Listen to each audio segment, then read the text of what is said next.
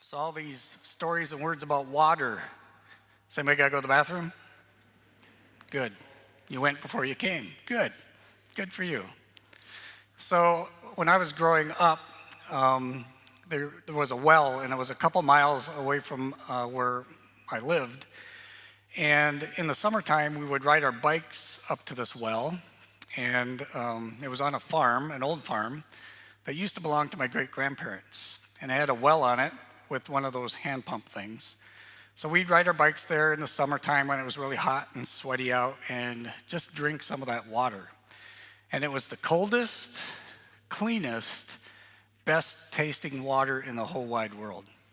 So we just go there and get our fill of it. But I think there was something else in this water because it made people talk funny. Made them say things like, "Holy wah, this is good." And made them say, "Hey," a lot. "Let's go get some water, eh?" So there was something in it, and it has to be the water because I used to talk like that. Since I moved away and started drinking Flint water, as bad as you think it is, it's better than that because I don't talk like that anymore. Unless we go on vacation and I start drinking that water again. All that comes back. It's really weird. So, yeah. Lots of water stories. And we hear a story today about the woman going to the well. And you know, there are some biblical scholars that say women would go to the well early in the day to get water before it got too hot. And young men knew this. So young men would go to the well too, but maybe not to get water, but to scope out a wife. Yeah, they didn't have Tinder or dating apps or anything like that. They didn't go to the bar. They went to the well. So if that's the case, it can give us a little bit different perspective of why this woman in our story went to the well on an odd time like she did. You know, she had 5 husbands. If you read the long version of this reading, you'll see that she had 5 husbands and she was living with another man. So she probably wanted to avoid any criticism, any judgment, any gossip. But maybe with her man problems, she just didn't need another one in her life. So she went when none would be there. But there was one there. And it was the one that she really did need in her life. She met Jesus there at the well. So we are all like the woman at the well. Our catechism tells us that Christ comes to the well for every human being and asks them for a drink. So he comes and he's thirsty. But what's he thirsty for? What in the world could we possibly give Jesus to drink?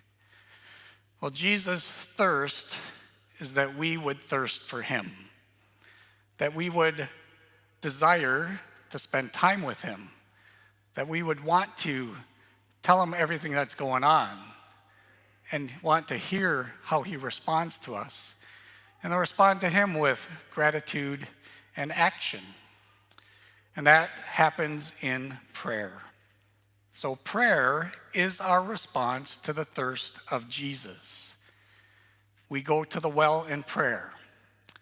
Now, sometimes this can be hard to do because we're too busy or we're too distracted or we're more like this woman than we want to believe. We don't go because we are afraid of or won't like who we see there. And who we see is the real us, the real me. But just like Jesus knew everything about this woman, all she had done, and still thirsted for her, it's the same for us. Jesus thirsts for us. He thirsts for the real you. So we can do this. We can just pay attention to how we're feeling and what we think about. And we can honestly notice what's going on inside of us. And in the silence and stillness of prayer, we can make our way just as we are with all we've done to the well. And when we get there, like the woman, we have a conversation with Jesus. We tell him everything that's going on, everything we're happy about, all our excitements, all our joys, and even all of the things we struggle with, all those things that weigh on our hearts and our minds, even the small stuff, because he wants to hear all of it. And then it's our turn to just be quiet and just listen to how he responds to us.